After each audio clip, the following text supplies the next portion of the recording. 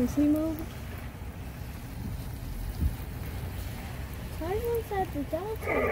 Please observe our 5-mile-per-hour speed limit. The only time you should leave your vehicle is at our designated restroom. Oh, that is moving, poor guy. Our dinosaurs may seem scary, but don't worry. We have a perfect track record of 0 dinosaur-related attacks this week so far. Well, I think you guys are ready for your Jurassic Quest. Please pause the audio until you reach the first scene. Pause the audio until you reach the first I'm one. Prehistoric Nick, a fossil expert here at Jurassic Quest. What you're looking at is the Triassic period. The Triassic started about 251 million years ago at the end of another period that we call the Permian. One of the earliest dinosaurs that we know of was Eoraptor. Its name means dog thief because it lived at the dawn of the age of dinosaurs. Is somebody behind you? Eoraptor made its home in what is now Argentina about 231 million years ago. This ain't no Beside that is a kind of skinny dinosaur named Coelophysis. Its name means hollow form because they had hollow sacs of air in their joints instead of cartilage. Coelophysis is the oldest known dinosaur from North America. And here is a large predator known as Herrerasaurus.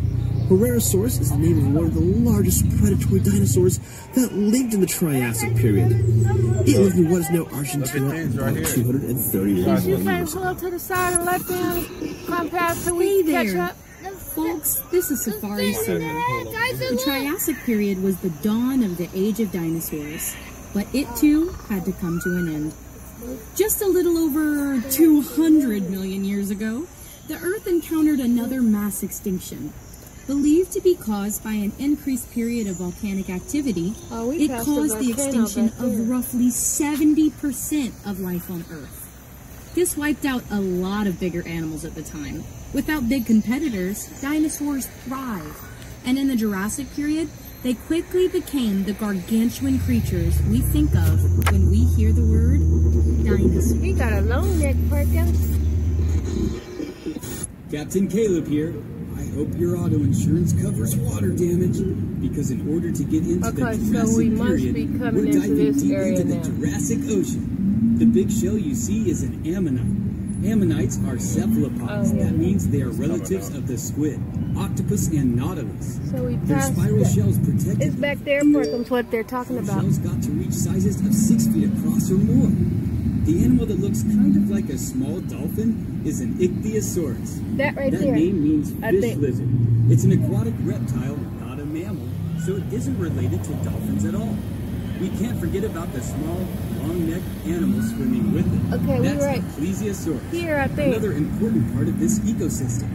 As a wise man once said, there's always a bigger fish. The big critter here is the magical Leopleurodon. Okay, we're right here. Leopleurodon was a member of the pliosaur family, which is a kind of short-necked plesiosaur.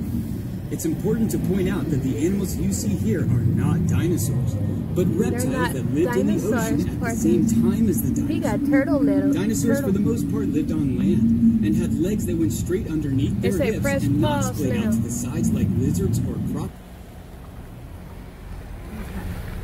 So let me press pause on my thing. I wasn't recording. The Allosaurus. They just plain made it up. We don't know for sure that some dinosaurs didn't spit poison, but we don't have any reason to think that Dilophosaurus did. There's also no evidence that they had that colored ruff. The frill is seen in other creatures when frightened, like a frilled neck lizard or a wild William Shakespeare, but not in Dilophosaurus, as far as we know. What's his name, Who can name the dinosaur here covered in plates? Stegosaurus. If you said Stegosaurus, you're right. Stegosaurus is a Jurassic plant eater whose back, neck, and tail were covered in bony plates. Stegosaurus had a special weapon. Along its tail, it had a set of spikes called a thagomizer that it would use to defend itself from predators. And the predator it had to worry about the most was Allosaurus. T-Rex isn't the only scary meat-eating dinosaur we had here at Jurassic Quest. Allosaurus was one of the larger predators around in the late Jurassic. Allosaurus had long arms for a theropod with big, hooked claws. These could help it grip onto its prey while it used its serrated teeth as its primary weapon. We know it used its arms because scientists have found signs of microscopic stress fractures on the bones of their forearms. This happens in bones when a person or an animal is using force to move heavy weight with their bodies. They might have used their arms to keep prey from getting away, or possibly to hold onto a Stegosaurus's tail to avoid getting hit. The little guys in the scene are called guanlong. They're an early member of the Coelosaur family that lived in what is now China. The Coelosaur family was made up of mostly small predators. Look at his hand. But as time went by, some Coelosaurs eventually became a bit bigger. Specifically, Tyrannosaurus rex. Tyrannosaurus rex. The big, long-necked dinosaur in this scene is a What's this one named, Parkos? Pachycephalosaurus is what we call A Parasaurus. or a long-necked dinosaur. Sauropods were the biggest animals to ever walk on Earth. In order to get that big, sauropods had to eat baby one. more. These long-necked giants didn't even waste time chewing, but swallowed the leaves from trees whole. But they had a special trick to help them digest their food. Sauropods would sometimes crane their long necks down to the ground and swallow small stones. Those rocks would help them grind up their food once it was inside. How big his legs is. Those rocks are called gastroliths, or stomach rocks in Latin. These gastroliths are super important because they help scientists to learn the migration patterns of these dinosaurs by matching the gastroliths back to the areas where the rocks originally came from. Safari Sarah here again. After the end of the Jurassic, we find ourselves in the early Cretaceous period. The Cretaceous was the longest of the three periods of the Mesozoic. Look at that little girl in the back. The Cretaceous period saw all kinds of What's his name? Iguanodon. including weird new plants that we call flowers. We're starting off in what is now England during the early Cretaceous, roughly 120 million years ago. The duck-billed dinosaur you see is what we call an iguanodon, and it's one of the first dinosaurs to be discovered and named. His eyes not open. Some of you might have already guessed that iguanodon means iguana tooth. When iguanodon was discovered in England, no one had ever even heard of dinosaurs yet. So when it came time to name this bizarre new animal, the only similarities anyone could think of were that its teeth kind of looked like the teeth of an iguana, only bigger. The very first drawings of iguanodon depicted it as a giant iguana-like creature. The animal it's next to is Baryonyx. Baryonyx was a carnivore, and specifically, it ate fish. We know that it ate fish because when the first Baryonyx skeleton was found in England in the 1980s, it had fossilized fish bones and fish scales inside of its belly, along with a few bones from a younger iguanodon. Since it lived in what is now England, as one of its last meals was fish, this could be the earliest evidence of anyone in the UK ordering fish and chips. Our quest has now taken us from Europe to the continent of Asia, still in the early Cretaceous. The big dino you see here is Eutyrannus. You eat a lot of fish, brother? Eutyrannus is part of the Tyrannosauridae family. That means it's a relative of the T-Rex. Eutyrannus lived in the Liaoning province of It's China. the Eutyrannus. What makes Eutyrannus special is that it is the largest dinosaur that we know of with feathers. He looked like a rat. We know that Eutyrannus had feathers because of where and when it lived. About 120 million years ago, a volcanic eruption blanketed much of the Liaoning province with hot ash.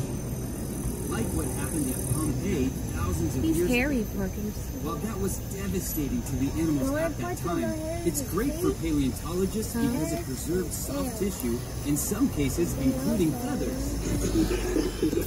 Hi, it's Park Ranger Marty again, and welcome to the early Cretaceous North America. What is this? The furry guy is Utah-raptor. Tylosaurus. Now let's see, can anyone guess where Utah-raptor was discovered?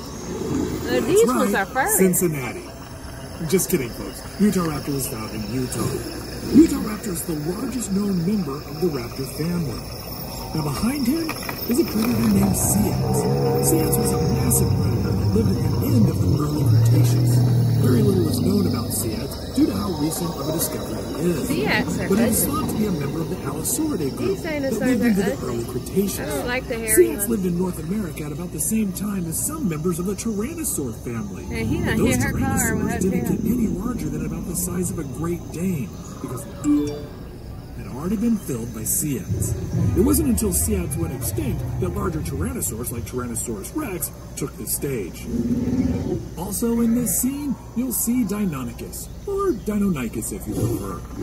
The name means terrible claw because of the sickle-like claws on its toes.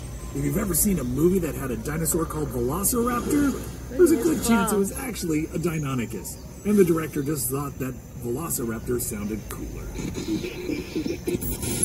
Make sure to pause your audio tour until you reach our next dinosaur scene.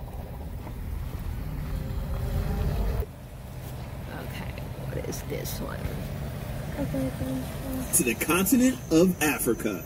In the early Cretaceous this is my buddy. The dinosaur standing here is one that I bet a lot of you know. Can you guess what it is? Spinosaurus. Did you say Spinosaurus? Ah. You got it.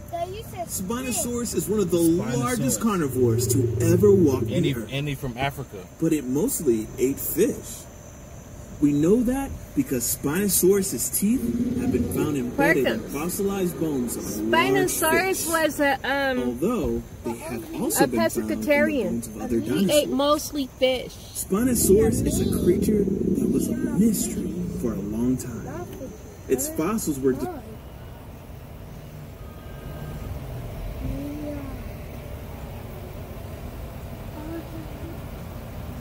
and they were in was hit during a bombing raid. It wasn't until the 1990s when Spinosaurus' fossils were rediscovered. In fact, we've learned more about the Spinosaurus in the last 20 years than we have in the last century. Look at that, Tyson. We now know that Spinosaurus was a massive predator that lived in and out of the water in marshy waterways of what we now know to be northern Africa, preying on fish the size of cars. Hey, Dustin, is this a secure line? So now she's going to talk about this one. I think. I just turned off the mic. Yeah, they definitely can't hear us now. What's up? I just noticed that the T-Rexes aren't in their areas. Do you know if they've been moved to another location? I haven't heard anything about moving them anywhere. They should both be there. I can check in with Nick and Marty to see if they know anything about this. That would be great. I'll organize a search. We need to find them soon, but we cannot get our guests worried. Let's keep this on the down low. Roger that. We're moving through time again, folks. Welcome to the Late Cretaceous. The Spinosaurus we just saw spent a lot of time in and around water, and that's where we're going. Welcome to the Western Interior Seaway. That's a shallow sea that stretched from the Gulf of Mexico to the Arctic Ocean during the Cretaceous period. The Great Plains of what is now the United States and Canada used to be underwater. Lots of marine fossils are found in places like Kansas. The first creature here is the long-necked Elasmosaurus. It's a relative of the Plesiosaurus, but much bigger. Second is Archelon, the biggest sea turtle known to exist. It had a leathery shell called carapace, and just like sea turtles today, it probably laid eggs on land. The huge, fearsome creature is Tylosaurus. A relative of Mosasaurus, its name means the knob lizard because of a bony protrusion on the end of its snout that might have been used to ram into its prey. Tylosaurus is a member of the Squamata family. That's the group of reptiles that includes lizards and snakes. They had forked tongues for tasting scents in the water. He's a piranha. That's where the piranhas probably came from. Their mouths for holding onto prey in the water. And that scary fish that you see that looks like a cross between a piranha and a tuna is Xiphactinus. Xiphactinus was a voracious predator that lived in the oceans all over the world. It could reach lengths of up to 20 feet long. Wow. If you have any other questions about these creatures or anything else you see on the tour, feel free to text Park Ranger Marty at 844-411. That's 844-346-6411. Also, while doing so, be sure to stay inside your vehicles for the duration of the tour. With all of these aquatic creatures, the last thing you want to do is get your phone wet. Wow. Hey Marty, it's Dustin. I have a weird question here, and don't freak out, but All the other ones. have you seen the T-Rexes? Well, they were in the enclosure an hour ago when I went in to feed them. Are they not still there? We have a tour heading that way right now. Okay, sorry, I hate to ask you this, but you didn't happen to turn off the invisible fence, did you? Velociraptor, Be silly, I guess. Dustin. How else was I supposed to get in there? Marty, the fence only shocks dinosaurs that are chipped. You don't need to turn it off to walk in. Oh. Well, I guess I learn new things every day. This is serious, Marty. I need to call the security team right now to get those T-Rexes back. Look at his before the little tour gets ugly to them. arms. Or they get to the I tour. don't like the hairy dinosaurs. I'm sorry, Dustin. I didn't mean to cause any trouble. Too much talking. You never do, Marty. You never do.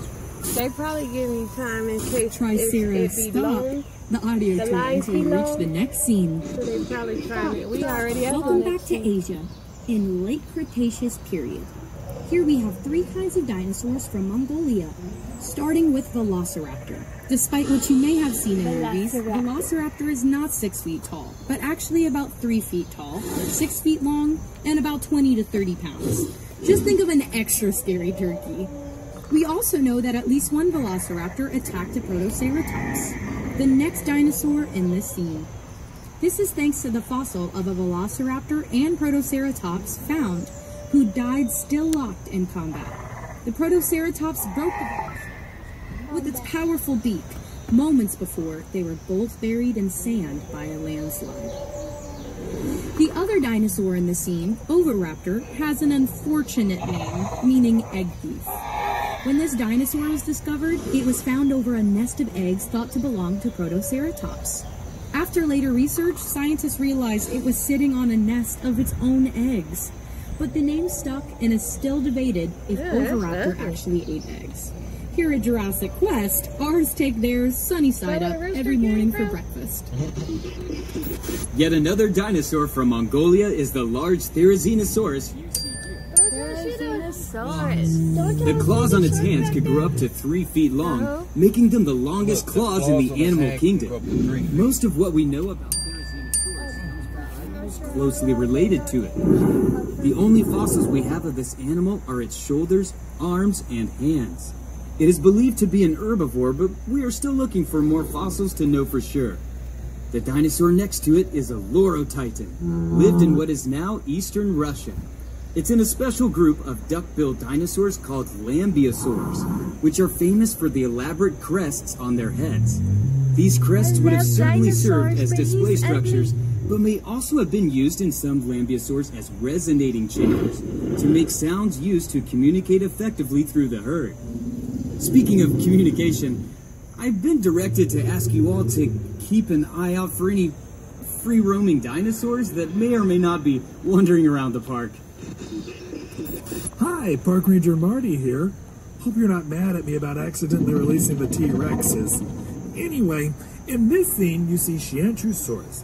Xianchusaurus is a tyrannosaur from China and is closely related to Allosaurus from Mongolia. Both have awfully long narrow noses for members of the tyrannosaur family. We're not sure what those noses may have been used for. Maybe to cut through water, making them faster, more accurate fishermen, or maybe they were specializing in smaller, faster prey, not needing the powerful bite of a T-Rex.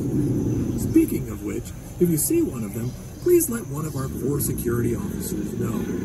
Now, scientists only described this dinosaur in 2014, so there are still a lot of unanswered questions about it. But I can tell you this much. In the United States, we do not typically refer to this dinosaur as Xianchusaurus. We typically just call it Pinocchio Rex.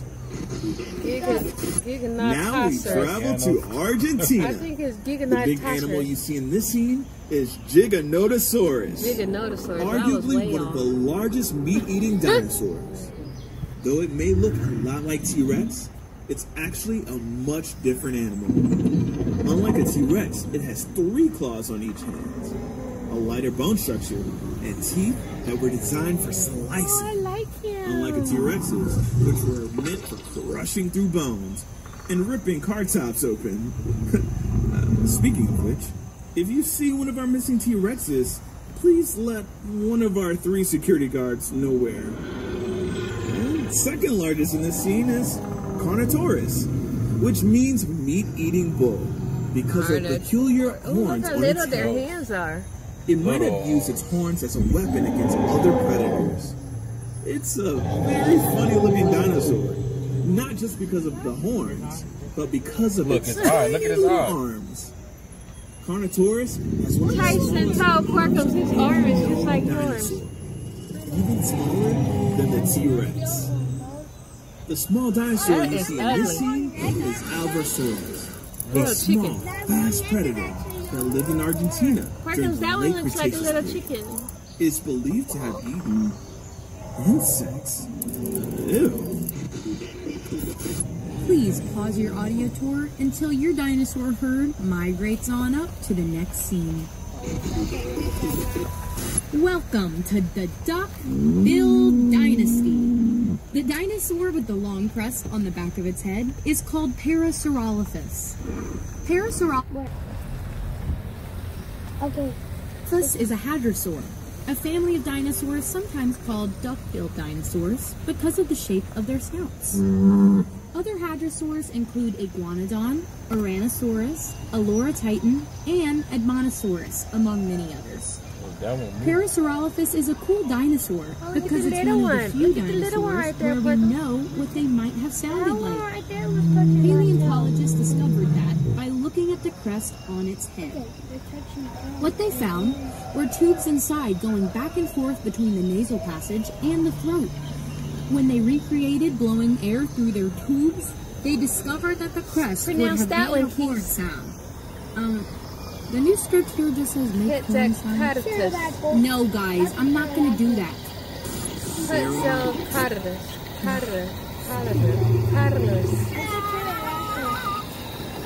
By the way, hadrosaurs are prey animals. Their sound might have attracted So what's that one, Porkins? If our missing T-Rexes hear that sound coming from one of your cars, they might be following the tour back in the direction of their cage. So perhaps we should move on to the next. Yeah. Quetzalcoatlus is the largest flying animal to ever take to the sky. It lived in what's now Texas because everything is built in Texas. It's named after the Quetzalcoatl, the Aztec feathered serpent. Little bitty tail. It had a wingspan of 36 feet. That's the same as a small plane. Standing like it is here, it was the height of a giraffe, but would weigh less than 600 pounds. That's a lot, but it's incredibly light for an animal of this size because it was doing everything possible to be as light as possible, including having very hollow bones. This is necessary for it to achieve flight. Quetzalcoatlus was actually not a dinosaur, but a pterosaur. Pterosaurs are a family of flying reptiles that lived at the same time as dinosaurs. Like many, but not all pterosaurs, Quetzalcoatlus had no teeth, unlike our missing T-Rexes who have very large teeth. Now, if you have any other questions about the creatures you see, go ahead and text that question to 844-DINO-411 or 844-346-6411. This one I think is The big carnivore in here is Albertasaurus. Albertasaurus is a close relative of T-Rex, roughly half the size of a fully grown T-Rex. Albertasaurus is named after the Canadian province of Alberta, where almost all of the remains of Albertasaurus have been found. This makes Albertasaurus a Canadian dinosaur. And if you listen very carefully, you can almost hear it apologizing. The Anzu is ugly. Sorry about that. The other dinosaur here, Anzu, was named after a Mesopotamian bird demon. It is a large North American oviraptorid found in the Hell Creek Formation of South Dakota and had a beak with no teeth. Anzu is relatively a new discovery, and scientists are still trying to learn more about this creature. Make sure to pause your audio tour until you reach our next dinosaur scene. Now, there are two families of ceratopsians, Chasmosaurines and Centrosaurines. Now, Chasmosaurines have two prominent eye horns above their eyes and a very large frill. Centrosaurines do not typically have prominent eye horns and tend to have smaller frills, but sometimes they have some rather ornate horns coming out of those frills. Now, if you'd like to learn more about ceratopsians or any dinosaur, you can text your questions to me at 844-DINO-411. That's 844-346-6411, and I'll be happy to help. This armored dinosaur is Ankylosaurus, That's a also known as fused lizard. Ankylosaurus was armored from head to toe with bits of bones on their skin called osteoderms. They are known for having a bony club tail, which was used to swing back and forth as a weapon to deter predators. Scientists have even found a T-Rex fossil with a broken leg that was shattered at about the same height as an Ankylosaurus tail club. This suggests that Ankylosaurus could fight off a T-Rex and possibly even win. The animal here is a Pachycephalosaurus, meaning thick-headed lizard, named after its thick, domed skull. It is often depicted as being used to headbutt each other for dominance, but some scientists think it is more likely used, which has implications.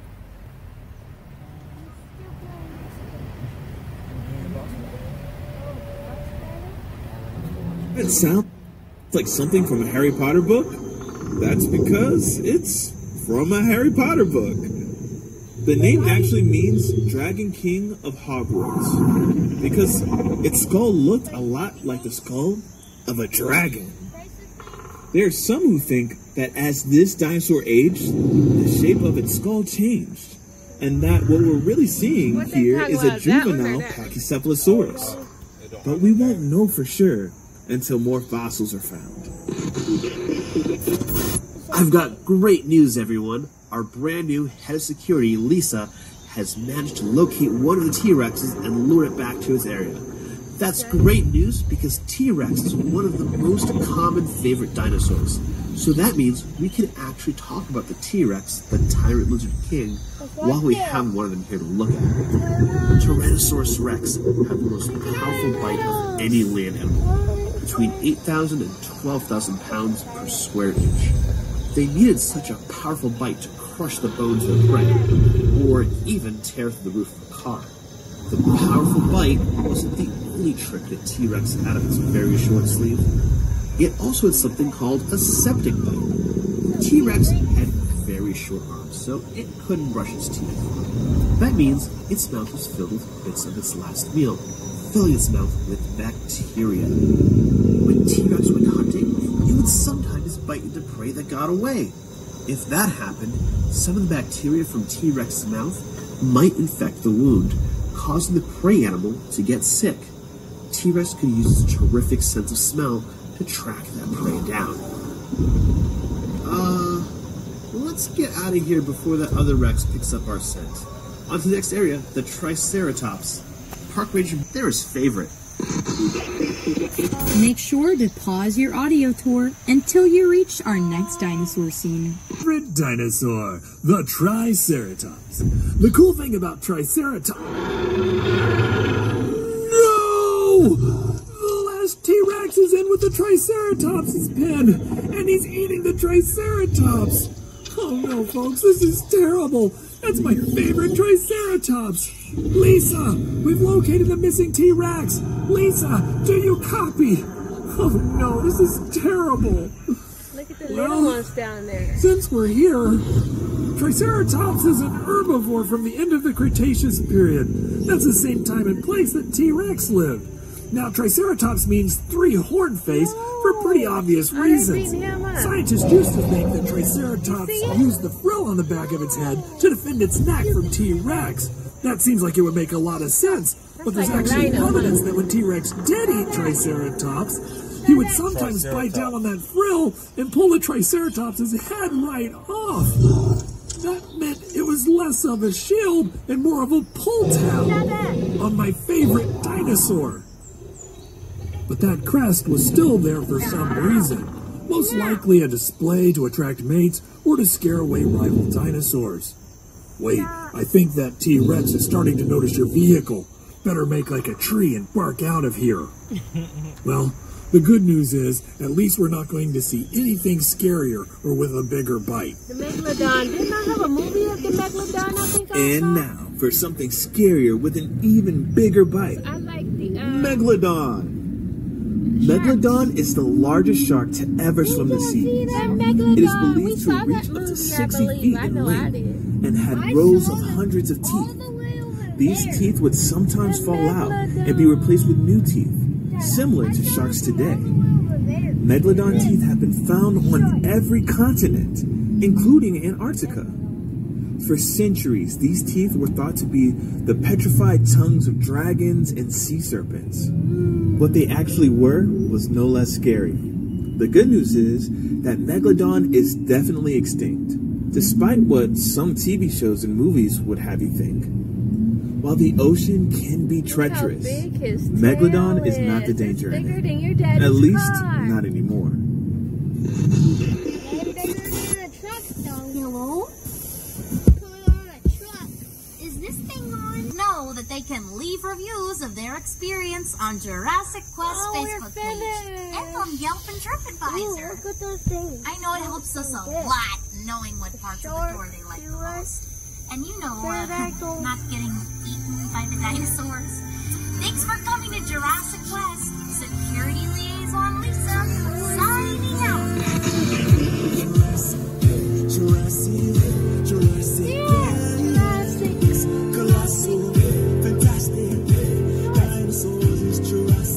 Triceratops. Oh, what's that sword? Colossal. Not if you're gonna be hitting people with it. Okay, we are done. Stuff is wet. Porkums, did you enjoy it? You have to give your reviews if you want that sword. So tell us how you enjoyed it. I like it. You like it? You like it. Alrighty, Porkums liked it a lot, guys.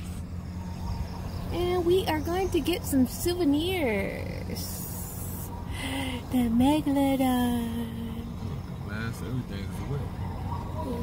They probably showing it. I'm pretty sure they got the souvenirs over there. So, I survived t-shirt. Okay.